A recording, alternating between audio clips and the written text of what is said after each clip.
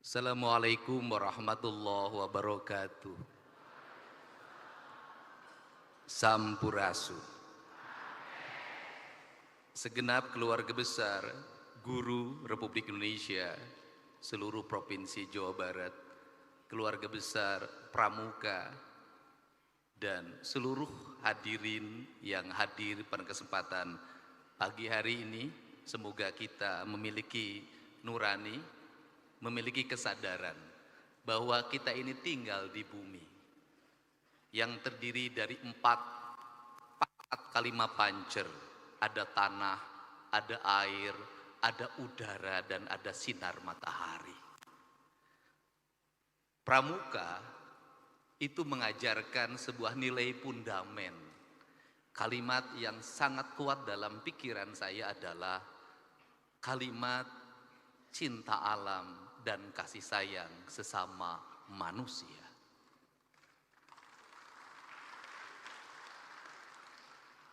Orang Bali merumuskan tentang nasionalisme dengan kalimat dengan 4 warna. Tanah dilambangkan dengan warna hitam, air dilambangkan dengan warna putih, angin dilambangkan dengan warna kuning, dan cahaya matahari atau panas dilambangkan dengan warna merah.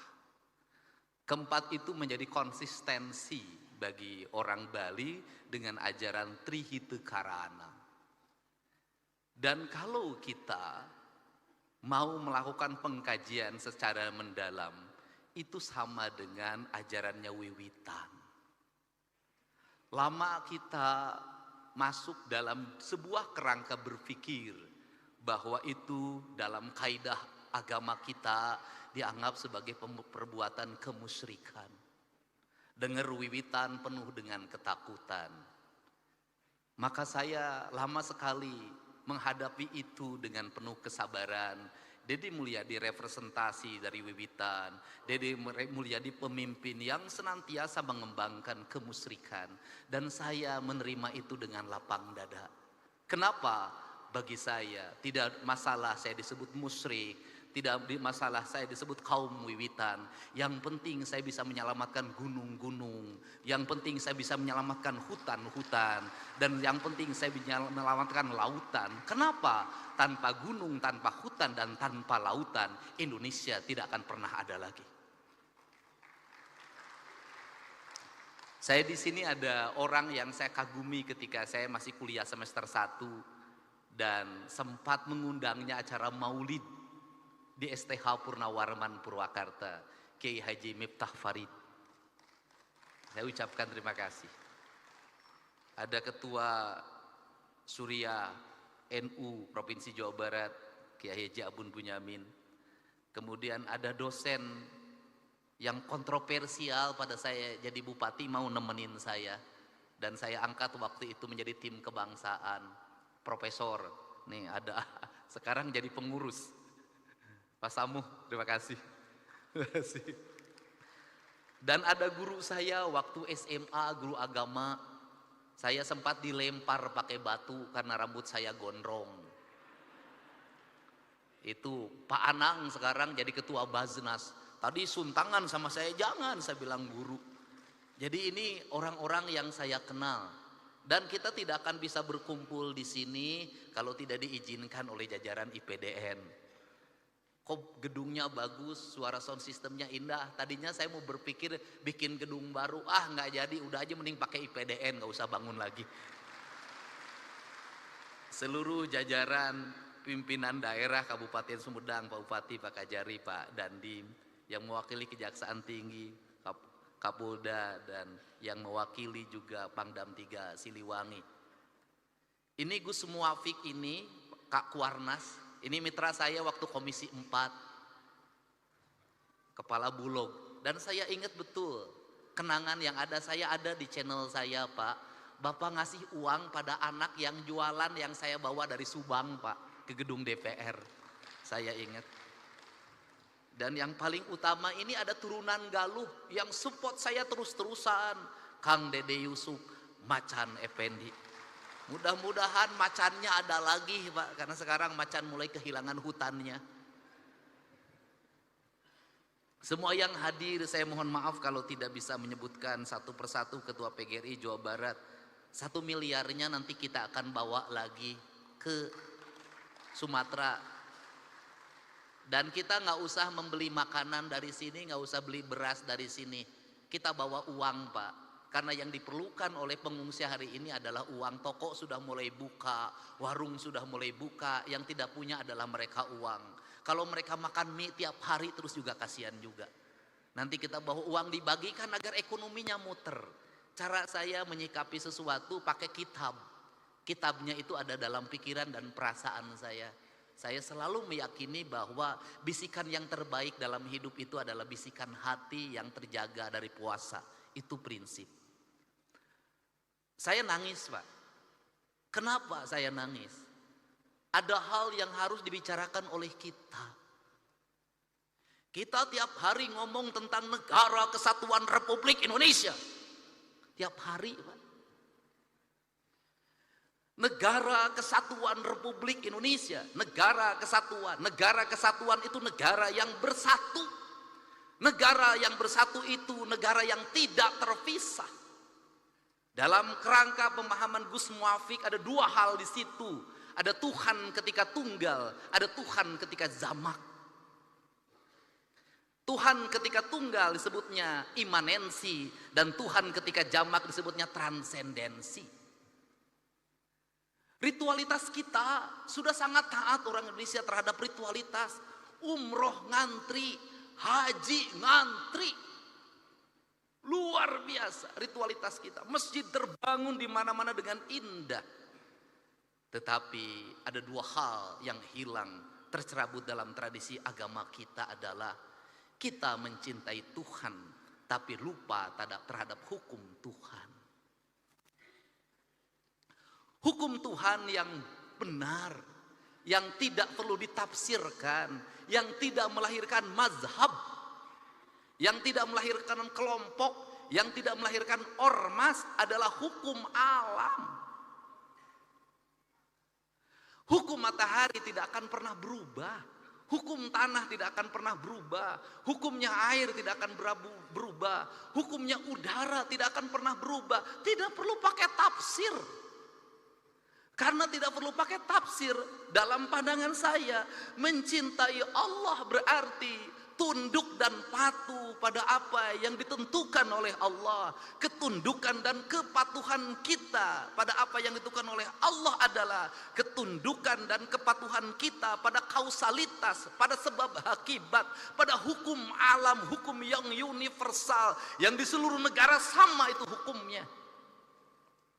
Sehingga seorang nasionalis, dia akan menangis ketika hutannya dibabat. Seorang nasionalis, dia akan menangis ketika hulu-hulu sungainya diuruk. Seorang nasionalis, dia akan menangis ketika mata airnya makin mengering. Kalau kita mengaku mencintai NKRI, mengaku menjadi nasionalis, membiarkan hutan dibabat, membiarkan sungai diuruk, membiarkan laut diuruk, dan membiarkan mata air mengering, saya katakan Anda pembohong. Dan Anda tidak mencintai Indonesia. Saya secara pribadi hari ini anak-anak muda, Kak Kuarnas mulai posting di media sosial, mereka menggugat, Pak. Apa yang mereka gugat? Belanda menjajah Indonesia 350 tahun.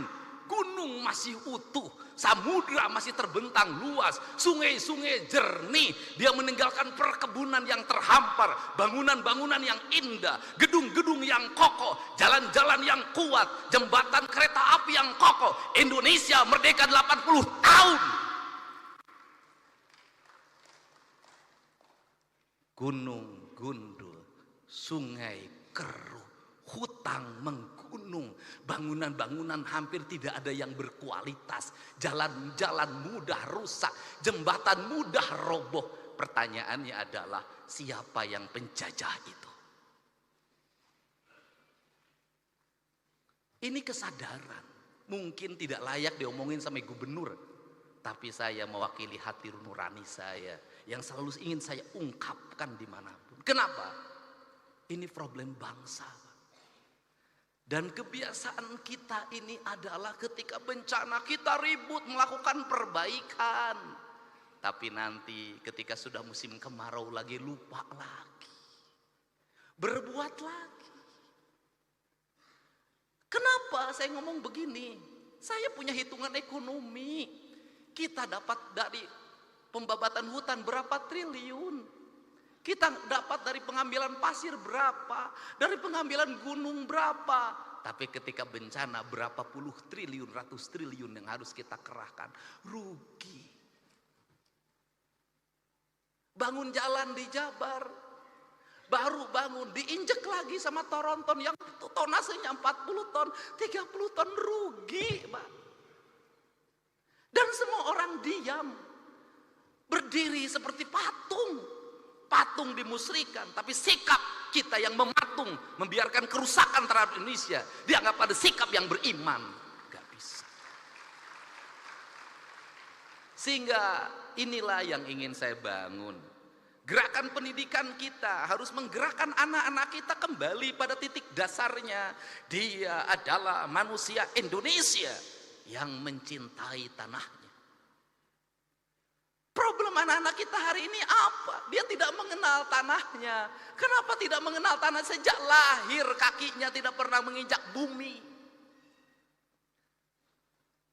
Pakai sendal, di sepatu, tidak pernah berlari di pematang sawah, tidak pernah berenang di sungai, tidak pernah dia berlari menuju gunung. Dia menghabiskan waktu dalam setiap hari hanya dengan gadget. Dia mengenal ikan di gadget. Dia mengenal padi di gadget. Dan setelah itu negara lain mengintip kita. Dia kemudian mengunci kita, otak kita. Mengunci otak anak-anak kita. Standarnya sebegini. Orang Indonesia umurnya segini. Kenapa? Mereka sudah punya rumusan. Kenapa? Bahan baku tempenya dari saya. Saya sudah tahu itu kualitasnya. Dagingnya dari saya. Semuanya dari saya. Saya sudah tahu isinya apa. Kamu umurnya sekian. Nanti ada penyakitnya ini. Dan ketika penyakitnya ini ahlinya dari saya. Alat kesehatannya dari saya. Teknologinya dari saya. Kamu akan jadi bangsa dungu selamanya.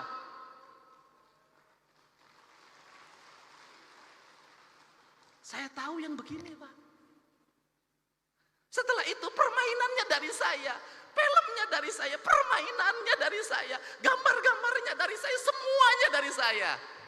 Kita menjadi bangsa penjual, penghamba. Kita kaya, tapi posisi kita menjadi orang miskin. Kita ini bangsa kaya raya, Pak Ketua DPRD, tapi kita kayak orang miskin. Mangga diambil dan kita menyembah pada yang mengambilnya. Ini prinsip. Gerakan kepramukaan harus seperti ini. Gerakan agama harus seperti ini, menjadi solidaritas kesadaran. Kenapa? Mumpung masih ada waktu. Sebelum semuanya terlambat. Saya ngomong hari ini, pramuka itu kitri. Pertanyaan saya, siapa yang nanam kelapa hari ini? Tiap hari, itu dalam tradisi Sunda itu sebenarnya nggak boleh dawegan itu. Dawegan itu sakral aja, hanya untuk sesajen. Itu nggak boleh. Kenapa? Itu pantangan pamali. Saya tahu kalau yang mudanya diambil terus, yang tuanya tidak akan lahir. Akhirnya kita hari ini harga yang mahal kelapa. Kelapa karena bijinya juga diperlukan untuk industri biskuit di Cina. Barang yang murah kita ini tiap hari ngomong nanam nggak ada. Maka pemerintah Provinsi Jawa Barat tahun ini itu membuat sebuah kewajiban seluruh bantaran sungai setelah dinormalisasi, setelah rumah-rumah kumuhnya dibongkar, maka harus tanamin pohon kelapa sepanjangnya. Saya tiap hari nanam pohon kelapa. Kenapa? Ini pohon yang paling kokoh. Kemudian nanti itu apa yang dilahirkan dari pohon kelapa itu minyak. Dulu kita di mana di Jawa Barat penghasil minyak terbaik? Ciamis. Minyak keletik. Saya tahu betul pada saat minyak keletik dikonsumsi oleh kita, dikembangkan pikiran bahwa minyak keletik itu mengandung kadar kolesterol tinggi, berbahaya bagi kesehatan. Terus itu, yang baik itu adalah minyak sawit. Sekarang dibalik lagi, yang terbaik itu adalah minyak kelitik barat. Itu begitu. Kamu ketinggalan, yang bagus ini. Saya katakan, saya bertemu dengan orang-orang yang pinter. Dia ketawa. Apa itu? Kalian itu menuju ke tempat saya pergi. Kenapa? Kita ngikuti peradabannya orang lain sudah meninggalkan peradaban itu, dia menuju ke peradaban kita. Makanya saya berulang-ulang, kenapa saya mulai dari isu Sunda? Kenapa? Karena orang Jawa Barat itu Sunda, tadi diceritakan pada saat Nabi Muhammad lahir kita sudah ada Salakan Negara, sudah ada Taruman Negara, sudah ada Galuh. Artinya apa? Pada saat orang lain jahiliyah, kita ini sudah berperadaban. Dari sisi sebagai bangsa, saya sangat bangga sekali pada saat Nabi Muhammad diutus untuk mencerahkan pikirannya. Orang Jazirah Arab, orang Sunda sudah punya kerajaan, orang Sunda sudah punya peradaban, orang Sunda sudah punya sistem, dan hidupnya tidak pernah berperang dan berbunuh-bunuhan. Sehingga kujang, jangan salah, kujang bukan alat perang. Kujang adalah alat sistem pertanian. Bangsa Sunda tidak pernah berperang. Hidupnya menjunjung tinggi apa? Dedehan, welasan, asihan, nulung kanu butuh, nalang kanu susah, nganter kanu sieun, nyaangan kanu poeken, saudara. Sehingga menjadi bangsa defensif. Kenapa menjadi bangsa defensif? Tanahnya sudah subur. Nggak usah, biasanya bangsa yang suka perang itu adalah bangsa yang di tanahnya kering. Dia mencari sumber energi, dia mencari sumber pertanian. Kita mengesagala ayak, makanya gaya hidupnya si Kabayan. Kenapa gaya hidup si Kabayan? Bari ngagerek ceuri ge nuna bubuk menang lauk. Sederhana. Kenapa jadi begini hari ini? Karena hari ini di Jawa Baratnya sudah ada keragaman orang. Dari Sumatera, dari Kalimantan, dari Jawa Tengah, dari Jawa Timur. Semuanya hidup bersatu di sini. Maka sekarang kita berkompetisi. Nggak bisa ngandelin lagi ngagerek celi. Lamun ngagerek celi mana? Celi terus kayak manajer benang kubatur. Alam. Makanya dirubah lagi oleh saya, harus kecekatan, tepat waktu, efektif. Dan saya contohkan di acara-acara provinsi, MC cuman pertama, kesininya nggak usah. Kenapa? Menghambat waktu dan cermin orang bodoh. Kenapa cering orman bodoh? Itu jadi gubernur yang nggak ngerti apa-apa. Diukwe dititah, maju ke depan pidato aja disuruh. Yang terhormat Bapak Guru kami persilahkan, manja kudu persilahkan, ambil kesempatan, jangan nunggu dipersilahkan. Gak boleh lah. Efektif satu hari sekian acara. Kenapa saya ingin mengefektifkan ini? Kenapa? Karena keuangan saya efektifkan, waktu saya efektifkan, kinerja ini saya kasih tahu ke teman-teman DPR. Ini aja yang menarik di Pemda Jabar. Pada saat pegawainya full kerja, kinerjanya lemah. Pada saat pegawainya setengahnya yang kerja, setengahnya di rumah, kinerjanya malah lebih bagus. Kenapa itu dilakukan? Duitnya kan kita berkurang 2,458 triliun. Saya harus ngirit listrik, saya harus ngirit air, dan kemudian jalan nggak usah macet kalau pagi-pagi. Akhirnya pegawainya setengahnya sekarang WFH di rumah aja. Kemudian lebih produktif saya lihat, dan mereka pendapatannya lebih baik. Kenapa? Tiap hari nggak usah jajan di kantin, nggak usah ngongkos mobil. Tapi kan kinerjanya, ini alam sudah beda, bukan alam lagi berkumpul hari ini. Hari ini adalah alam berproduksi. Produksi hari ini nggak usah lagi panas-panasan, bisa jadi sambil tiduran. Memang dunianya sudah dunia digital, ini birokrasi modern. Tetapi kalau untuk pendidikan dasar nggak boleh.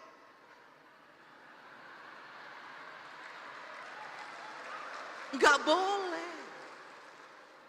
Kenapa? Yang dibentuk adalah karakter manusia, bukan mesin. Kalau SPJ bisa dibuat di rumah, klik kirim. Tapi pembentukan karakter nih yang Sukma Ayah harus belajar baca, nggak bisa. Yang diurus adalah hati, bukan mesin. Yang diurus bukan angka-angka, tapi manusia. Jadi saya tidak setuju anak SD menggunakan HP, anak SMP menggunakan HP. Kenapa? Pembentukan karakter dasar. Mereka harus tahu cara minum, mereka tahu cara makan, mereka harus bisa berlari, mereka harus bisa berjalan, mereka harus bisa bernyanyi, mereka harus bisa baca sastra, mereka harus bisa main musik, mereka harus bisa berinteraksi sosial. Kerakyatan yang dipimpin oleh hikmah kebijaksanaan dalam permusyawaratan perwakilan. Ya harus manusia. Pada akhirnya yang dunia digital juga ada waktunya bertemu. Kenapa? Karena rindu tak pernah tertahan. Nanti ada kangennya, pegawai-pegawai Pemda kangen berkumpul. Sebulan sekali bertemu. Kenapa? Karena rindu itu tak bisa hanya dengan video call. Tidak hanya dengan chat. Pada akhirnya kita adalah manusia nyata, bukan manusia maya. Nah, kerangka ini harus dibangun. Sehingga apa? Ini tantangan buat MUI. Kalau selama ini selalu dikatakan dosa besar itu berzina, ya. Judi, ya. Tapi menurut saya hari ini harus ada yang ditingkatkan. Dosa yang paling besar itu adalah merusak alam. Paling besar. Yang berzina hukumnya dirinya dan istrinya dan keluarganya. Tapi membabat hutan di Ciwidey,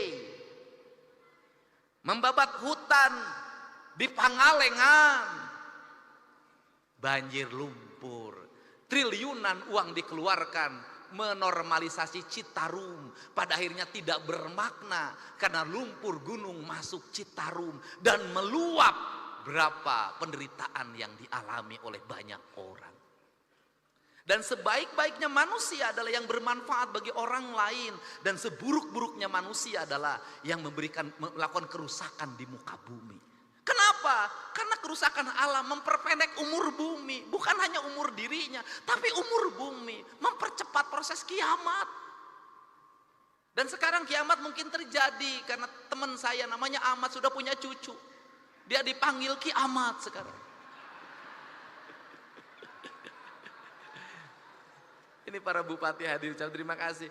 Ini penting, Pak. Jadi apa concern kita, agama kita hari ini? Saya kemarin ketemu dengan ketua Persis, ketua Muhammadiyah, ketua NU. Saya bilang fikih yang paling kuat hari ini adalah fikih lingkungan. Kenapa? Malu, Pak. Anak-anak muda sekarang tuh tidak seperti kita. Kita masih jaga-jaga kalau ngomong. Anak muda sekarang tuh berani posting, Pak. Dan berani mencaci maki orang tuanya. Dia ngomong begini, kan kita malu kalau digituin. Orang Indonesia ini paling banyak berdoa. Tapi orang Indonesia itu paling banyak bencana. Kan malu digituin. Orang Indonesia itu paling banyak berdoa. Tapi paling banyak orang yang sengsara. Orang Indonesia itu paling banyak berdoa. Tapi buang sampahnya di sungai. Buang sampahnya di mana saja. Membabat pohon itu bukan hanya 1 meter, tapi ribuan kubik, jutaan kubik, menimbulkan kesengsaraan, dan itu dibiarkan.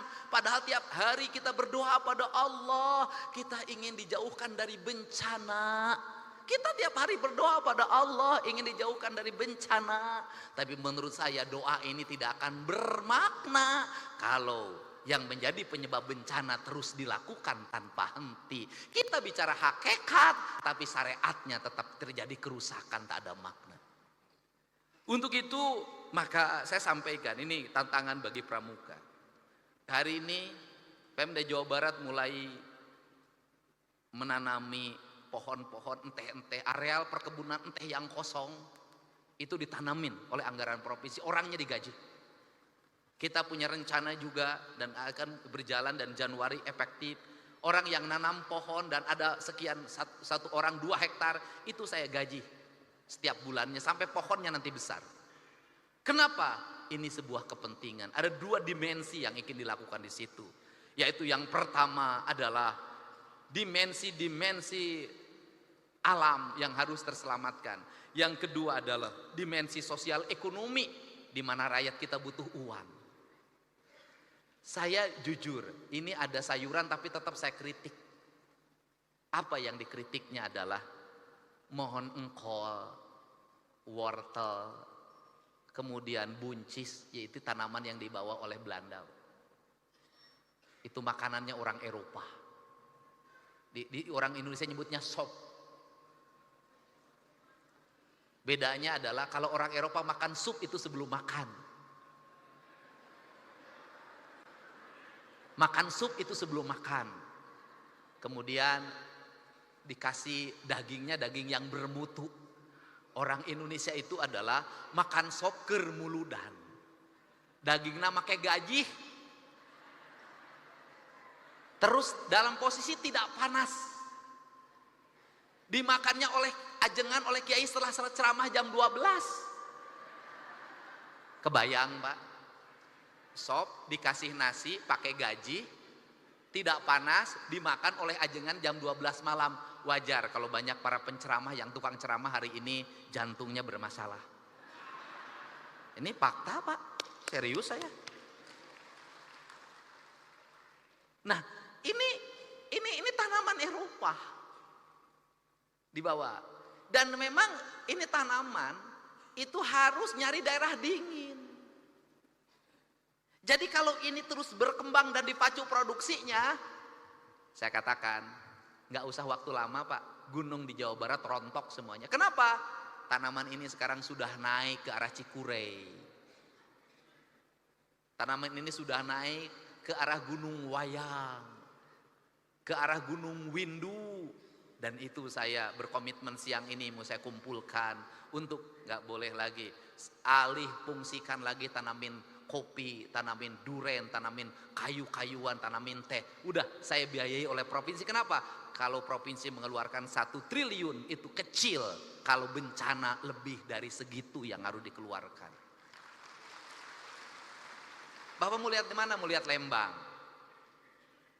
Terakhir saya pesan, Pak. Bukan nakut-nakutin, Pak.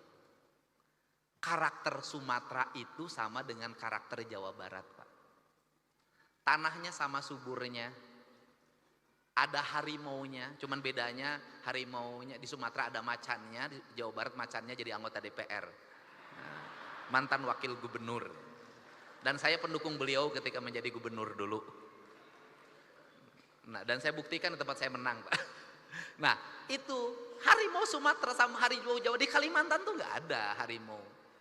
Jadi tanah gembur, jadi Belanda itu menetapkan Sumatera berdasarkan peneliti BRIN dari UGM, itu dulu Belanda menetapkan sebagai daerah hijau, daerah hutan lindung, daerah konservasi, daerah taman nasional. Jawa Barat juga sama, daerah di sini nih mulai Bandung, Lembang, terus ke Garut, terus ke peradabannya, dan kemudian terus di daerah Cipanas, semua sama. Jadi kalau tekstur tanahnya terus dicabutin akarnya, maka potensi longsor sangat tinggi.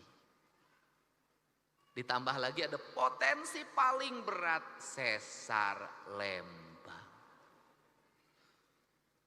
Dan kalau sesar Lembang, nauzubillah jangan terjadi, kita berharap. Maka siapa yang paling berat? Bandung. Karena Bandung itu cekungan.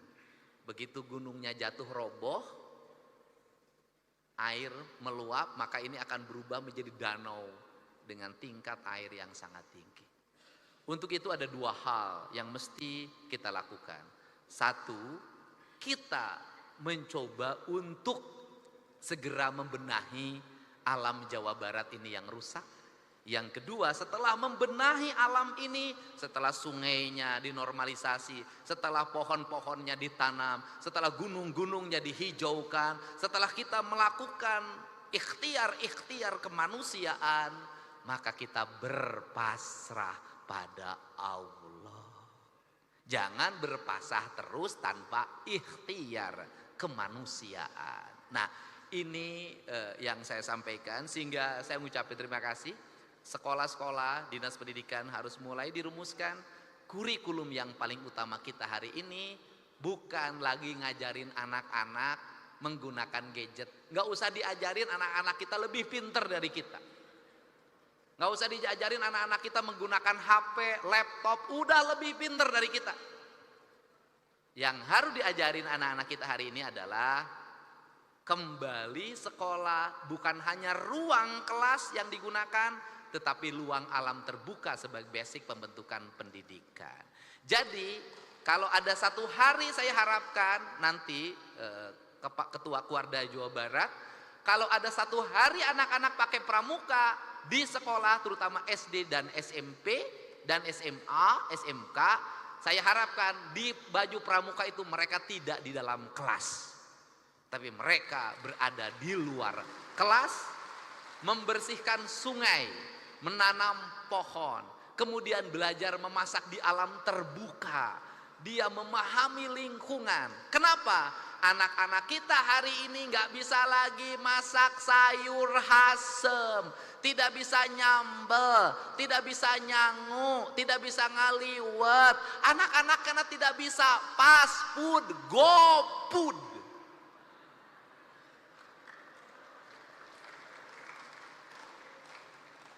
Dan saya katakan, saya bukan menakut-nakuti. Kalau anak-anak kita mengkonsumsi makanan-makanan kelas rendahan, umurnya terbatas, penyakitnya banyak. Anak kita nggak lagi pagi-pagi minum teh manis pakai gula aren, nggak ada, langsung kemasan berwarna, kemudian bergula, bersoda, sehingga umur 18 tahun banyak yang gagal ginjal, umur 20 tahun kena diabetes. Orang lain seneng lihat kita, seneng. Kenapa? Generasi muda Indonesia lemah. Kenapa mereka seneng? Kekayaan alamnya melimpah. Dan di negara yang kekayaan alamnya melimpah, negara itu harus hati-hati karena dia bidikan banyak orang. Untuk itu saya ini yang menegaskan kembali lagi, karena pramuka itu ngajarin itu semua. Dan yang berikutnya lagi pesen, kalau perkemahan-perkemahan harus dihidupkan lagi, kerjasama TNI Polri menjadi pembimbingnya. Kenapa? Saya masukin mereka ke barak militer, terbentuk, bisa baris, bisa upacara, bisa jadi paskibra. Si Egi wae nu ngacapruk rada hidang. Ini manfaatin KDD, Kak Herman. Jadi saya ingin nanti yang dikirim ke barak marinir, ke barak TNI AU, ke barak TNI Angkatan Darat, anak-anak sudah berbaju pramuka. Pendidikannya di situ. Ini pembentuk karakter-karakter ini, karena kerjasama kami dengan Polda, dengan Polres, hari ini angka geng motor sudah hampir menurun. Yang terakhir kemarin di Bandung sudah ditangkap. Kita ini waktunya hanya terbatas dengan Pak Kapolda. Pokoknya Pak Dedi, Pak Gubernur, 2 hari pasti kena. Kita terus update, menurun. Dan yang paling jadi ancaman hari ini adalah pelecehan seksual pada anak-anak di bawah umur yang dilakukan oleh bapak tiri yang ibunya pergi ke timur tengah jadi TKI. Nanti saya sih pengen bikin moratorium sajalah. Tidak boleh seorang ibu meninggalkan anak balita untuk bepergian ke luar negeri. Saya pengen begitu. Dah. Terutama meninggalkan anak perempuan. Udahlah, saya kemarin sudah nangkep lagi di Sukabumi. Terakhir, jadi gubernur konten itu manfaatnya ternyata banyak, Pak. Saya tiap hari tuh bacain TikTok, yang satu masalah pelecehan seksual langsung telepon Kapolda, cepat ditangkap. Yang ini masalah apa lagi? Pokoknya aya nama kabeh ka Pak Dedi. Tapi bagi mereka yang punya ibu rumahnya robah, anaknya jangan teriak-teriak Pak Dedi, atau yang punya kewajiban pertama adalah anaknya. Pak Dedi, tolong ibu saya rumahnya Pak Dedi gentengnya bocor kusia atau etama. Nah sia teu hidung. Pak Dedi ibu saya sakit kusia etama. Itu loh. Nah, saya hari ini alhamdulillah ya terupdate karena sekarang berani speak up. Kemarin kan 6 orang Garut, orang mana-mana, kemudian berjalan kaki sudah 2 hari di Aceh, sudah bisa diantarkan pulang gara-gara Pak Dedi saya di Aceh Pak Dedi. Saya koordinasi dengan Polresnya, terus bisa. Hari ini lagi 45 orang Jawa Barat, orang Garut, orang Cirebon, orang Purwakarta, orang Subang. Ya pokoknya bupatina di area kabeh. Ya, kemarin dia di Takengon, di daerah saya telepon Kapolres Aceh Utara, itu Kang nggak bisa ditembus. Hari ini sudah bisa tembus, mereka sudah ada di Lok Semawe. Hari Kamis mau saya jemput, saya kembalikan ke kampung halamannya. Itu gara-gara gubernur konten. Nanti ada manfaatnya itu. Nah, cuman yang tidak saya layani cuma satu. Pak Dedi tolong kawin saya. Nah itu saya tidak layani.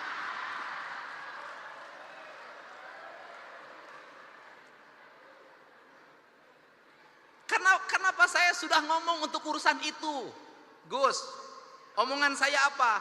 Janji politik pasti saya tepati, tapi janji menikahi belum tentu saya turuti.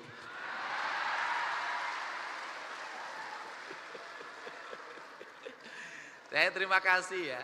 Dan ya kita hari ini sudah orang Jawa Barat, saya meyakini kita punya harga dan punya martabat.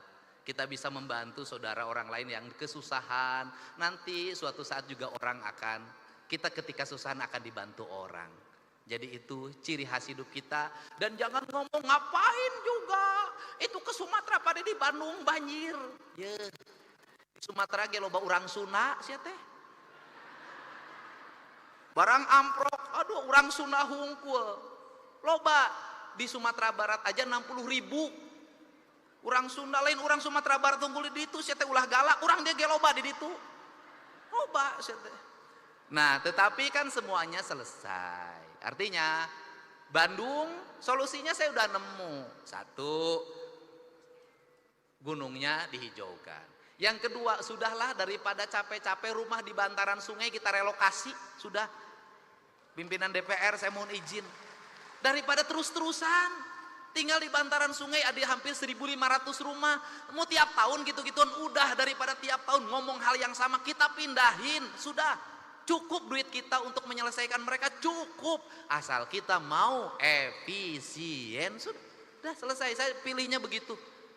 Tiap hari, saya paling lucu itu di Dayakolot. Yang paling utama Dayakolot itu bertentangan dengan keadaan. Ai dayeuh teh pan kota, ai kolot teh orang tua, ayeuna geus nu batur kabeh. Itu orang kebanjiran, tendanya di atas bendungan. Cek aing teh lieur yeuh. Ini air di atasnya ka Dede. Di atasnya di situ bikin tenda eueuh deui tempat cenapa? Ai sia lamun aya caing keur hees kumaha? Aduh. Dan doakanlah saya tetap jadi gubernur yang duda lah, udah. Kenapa? Saya naik pesawat, saya lihat Bupati Cianjur mukanya pucet. Karena pesawat Susi Air itu turun pertama di Langsa. Itu bandaranya itu asalnya ketutup sama pohon, ditebangin dulu. Saya lihat Bupati Purwakarta pucet, Wali Kota Depok pucet. Kang Dedi kenapa? Mukanya senyum terus. Siapa boga pamajikan aya nu dipika berat, aing mah henteu tenang we.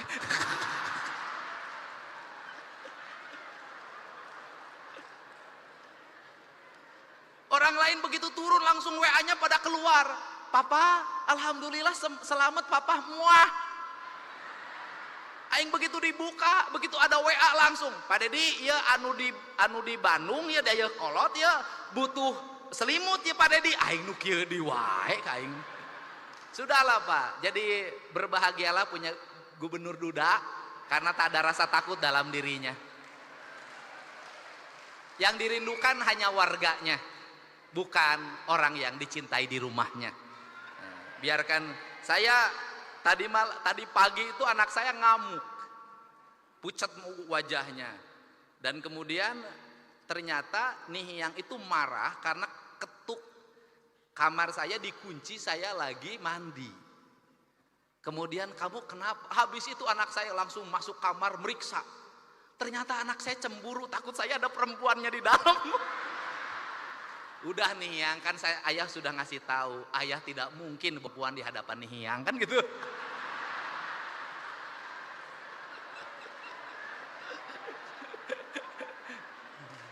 Kalaupun ada pasti ayah sembunyikan, ayah tidak mau melukai hati Nihiang gitu. Ya, orang lain berpikir ngemadu, saya satu pun belum pernah bertemu. Alhamdulillah ya. Terima kasih ya, mudah-mudahan sehat. Terima kasih pada Baznas, bukan pada Baznas sebenarnya. Kalau Baznas mah nampung doang. Terima kasih pada ASN Jawa Barat yang membayar zakat lewat Baznas. Sumbangannya bukan dari Baznas, sumbangannya dari wajib zakat Jawa Barat. Baznas mah nganterkeun hungkul. Betul nggak? Jangan dibilang ini sumbangan Baznas lain, tinu boga zakat. Gitu ya. Saya ucapkan terima kasih. Hari ini dapat 1 miliar dari PGRI. Terima kasih. Nanti kita sampaikan langsung pada yang berhak. Mudah-mudahan badai pasti berlalu.